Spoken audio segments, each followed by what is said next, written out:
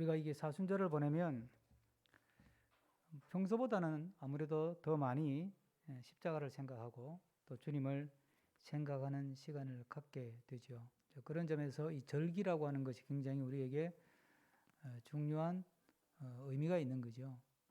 그냥 아무 생각 없이 지나가는 사람도 있겠지만 우리가 어릴 때 명절 되면 한 달 전부터 명절 준비하듯이 손꼽아 기다리고 그리고 명절을 맞이하듯이 그런 마음으로 우리가 사순절을 보내고 또 오늘 고난주일, 종료주일을 맞고 또 한 주간 고난주간을 보내고 부활주일을 맞는다면 훨씬 더 주님의 구속의 은혜에 담겨있는 이 사건 속에 담겨있는 하나님의 은혜를 더 깊이 체험하고 경험하게 될 줄로 믿습니다.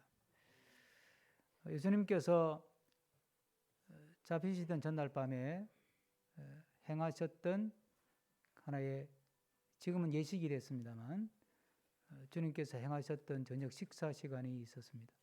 그리고 우리가 최후의 만찬 이렇게 부르지 않습니까? 그때 주님께서 이 식사를 기억하라 이렇게 말씀을 하셨어요. 한 번의 식사로 끝내지 말고 이 식사를 기억하라. 포도주와 떡이라고 하는 것이 빵이라는 것이 유대 사회에서는 그들의 식사거든요. 우리가 밥 먹듯이 그들은 빵을 먹으니까 그리고 그들은 포도주를 마시는 것이 우리가 생각하는 술 먹는 개념이 아니고 그들의 식사의 기본적인 메뉴로 들어있었던 것이기 때문에 그래서 포도주와 빵을 같이 나누면서 거기에 주님이 특별한 의미를 부여하신 거예요. 이게 우리가 일상적으로 매일 먹는 포도주와 빵이지만 그렇게 일상적으로 식사하듯이 먹는 빵이나 포도주처럼 생각하지 말고 오늘 이 자리에서 이 빵을 먹을 때는 내가 장차 십자가에 달려서 죽게 될 그 죽음을 생각해라. 그리고 오늘 이 잔을 포도주 잔을 받아서 마실 때는 내가 십자가에서 죽으면서 흘리게 될 그 피를 생각하라. 그래서 십자가를 통해서 우리에게 보여주신 하나님의 사랑과 또 하나님이 우리에게 약속하신 것이 이루어지는 그 언약의 성취라고 하는 이 놀라운 것들을 마음에 새겨서 그걸 늘 기억하고 살아라. 그렇게 이제 부탁하신 것이죠. 그래서 오늘 본문에도 보면 이것을 행함으로 나를 기억하라 이렇게 말씀을 하죠. 우리가 흔히 죽는 것보다 더 싫은 게 있대요. 그게 뭐죠? 잊혀지는 거래요. 내 죽고 나면 아무도 나를 기억하지 않을 것이다. 그래서 잊혀지는 게 그렇게 무섭다는데 예수님이 우리에게 나를 기억하라고 말씀하신 이유는 잊혀지는 게 무서워서가 아니라 예수님께서 십자가에서 몸이 찢기시고 피를 흘리신 그 십자가의 구속의 사건을 기억해야만 내가 살기 때문에 십자가의 그 구속의 사건, 피 흘리신 그 사건, 몸이 찢기신 그 사건, 순환당하신 그 사건을 기억해내지 못하면 우리의 영이 살아갈 방법이 없는 것입니다. 아무리 좋은 학문을 접하고 아무리 좋은 인문학 서적을 읽고 아무리 좋은 강연을 듣고 아무리 좋은 곳에 가서 맑은 공기를 마시며 명상을 하고 요가를 한다 할지라도 예수 그리스도의 십자가에 흘리신 피와 찢기신 그 몸을 기억해내지 못하면 이 땅에 살아가는 동안은 약간의 효과를 볼 수 있을지 몰라도 그것이 우리에게 영원한 약속이 될 수는 없고 우리에게 영원한 생명을 보장할 수 없다는 거예요. 그래서 주님이 이것을 행함으로 나를 기억하라. 기억해야 너희들이 산다. 기억해야 너희들이 영원한 약속을 놓치지 않는다. 기억해야 너희들이 영원한 하나님의 약속의 나라에 들어갈 수 있다. 이 십자가의 사건을 꼭 기억하라. 오늘 우리 마음속에 고난주일을 보내면서 또 성찬 예식을 행하면서 늘 기억하고 있는 십자가의 은혜이지만 다시 한번 그 기억을 뜨겁게 되살리고 다시 한번 그 기억 속에 단지 그냥 기억으로 머무는 것이 아니라 주님과 내가 십자가를 통해서 만나는 아름다운 은혜들을 다시 한번 그 기억 속에 되살려내는 하나님의 은혜가 함께하기를 주의 이름으로 축복합니다. 우리는 살아가면서 꼭 배워야 될 삶의 지혜 중에 하나가 잊어버리는 것입니다. 나쁜 기억은 빨리 잊어야 됩니다. 그걸 잊지 않고 있으면 화병됩니다. 잠도 안 오고 내 마음이 지옥이 됩니다. 실패했던 거 빨리 잊어야 됩니다. 교훈만 얻었으면 빨리 잊어야 돼요. 나쁜 추억들 빨리 잊어야 돼요. 그렇죠? 잊을 건 빨리 잊어야 돼요. 그러나 잊지 말아야 할 것은 영원히 잊지 말아야 하는 거예요. 아름다운 가족의 추억들이나 그런 것들은 늘 간직하고 살 때 우리 마음을 따뜻하게 만들어주고 행복하게 만들어주잖아요. 네?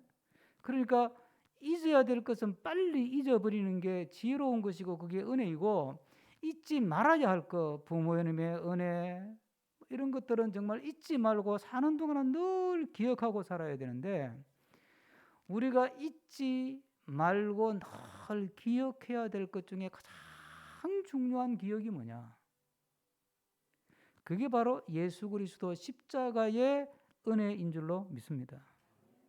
이 십자가의 은혜를 늘 기억하고 살아가야 된다는 거예요. 그런데 사실 우리가 가만히 한번 생각해 보십시오. 여러분들이 십자가 예수님, 십자가의 주님, 주님의 십자가를 얼마나 자주 많이 떠올리십니까? 살기 바빠가지고 예배 드릴 때 잠깐 생각하는 동 마는 동 하다가 예배 드리고 문 닫고 나가면 또 까맣게 잊어버리고 대다수가 이렇게 살아가요. 그렇게 보면 어떻게 보면 우리는 일상 속에서 십자가 망각증을 갖고 사는 거예요. 십자가 망각증. 그래서 교회 역사 속에서 이 십자가 망각증을 그래도 조금이라도 개선할 수 있는 방법이 뭘까? 1년에 최소한 40일은 십자가를 좀 집중적으로 기억하자. 그리고 고난주일 하루는 그날만은 십자가의 고난을 깊이 묵상하면서 성찬에도 참여해서 주님이 남기신 성찬의 예전을 통해서 다시 한번 그 십자가의 은혜를 내 기억 속에 온전히 되살리자. 살아있는 기억으로, 나에게 생명을 주는 기억으로, 나에게 영혼을 약속했던 그 기억으로 온전히 십자가의 은혜를 되살리자는 이야기예요. 십자가 이 기억을 잊어버리면 길을 잃습니다. 인생의 길도 잃고 믿음의 길도 잃어버립니다. 잘 사는 것 같지만 끝에 가보면 잘 살았던 게 아니라 지옥길을 가고 있었던 게 되는 거지요. 믿음의 길 역시 마찬가지입니다. 우리가 열심히 믿고 열심히 봉사하고 교회 충성 봉사하고 열심히 전도하고 열심히 기도하고 살면서도 왜 우리 믿음이 자꾸 이렇게 혼탁해지고 우리 믿음이 자꾸 병들고 우리 믿음이 자꾸 부패하고 냄새가 나고 세상 사람들로부터 손가락질을 받는 그런 믿음이 돼요? 왜 그럴까요? 열심히 믿음 생활하는데 십자가를 망각하고 열심히 믿음 생활을 하는 거예요. 십자가가 없어. 십자가의 교훈도 없고 십자가의 정신도 없고 그냥 오직 남은 건 나 자. 내 것을 지키고 내 것을 보존하고 내 것을 얻고 나를 살리고 나를 높이고 나를 드러내고 오직 그것만 남아있는 거예요. 십자가가 없어. 그래서 결국 믿음도 길을 잃어버리는 거예요. 십자가는 우리 믿음 생활의 좌표와 같은 것입니다. 오늘 다시 한번 이 한 번의 예배이지만 우리의 믿음의 자리에 십자가의 좌표를 확실하게 새겨넣는 시간이 되기를 축복합니다. 오늘 주일부터 토요일까지 한 주간 동안을 고난주간으로 보내면서 금년에 십자가의 7가지 말씀을 함께 묵상하면서 새벽 기도회를 가지려고 합니다. 오늘이 첫 번째 날이라 그 첫 번째 말씀이 아버지 저들을 용서해 주십시오. 자기들이 하는 것을 알지 못합니다.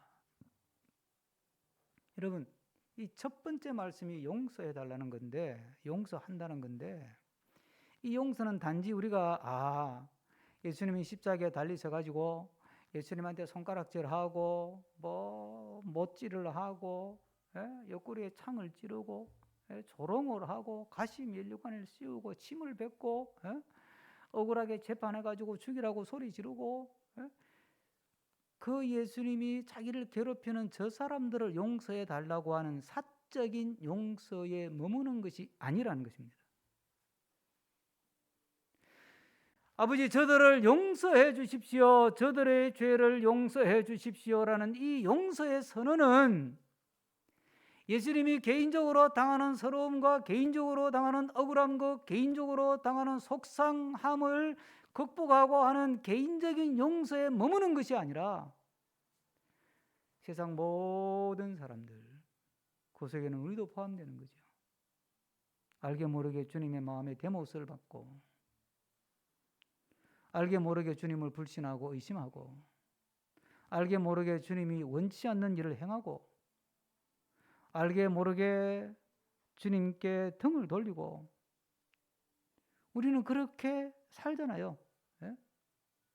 세상과는 가까이 하면서 주님과는 자꾸 멀어지고 그래서 주님의 마음을 자꾸 아프게 하는 우리를 향해서 아버지 저들을 용서해 주십시오. 아직 믿음이 어리고 아직도 믿음이 연약하고 또 잘 몰라서 어떻게 믿어야 되는지 믿음 생활을 어떻게 하는 건지 아직도 잘 몰라서 저러는 것이니까 아버지 저들을 용서해 주십시오. 이 말은 나는 이미 용서했습니다. 나는 이미 십자가에서 못 박혀 달리면서 저들을 다 용서했습니다. 그러니 아버지 저들을 용서합시다. 용서해 주십시오. 주님께서 그걸 기억하라고 하는 거죠. 내가 너희들을 용서했다는 걸 기억하라고 하는 거예요. 그러니까 우리는 늘 주님의 십자가를 생각하고 주님의 성찬에 참여하면서 나는 용서받은 자이구나. 누구나 용서받을 짓을 하고 살잖아요. 예? 여러분 부부간에 서로 용서받을 짓 안 하는 사람 있어요? 부모 자식 간에도 서로 용서받을 짓 안 하는 부모나 자식이 있을까요? 목사 교인 간에도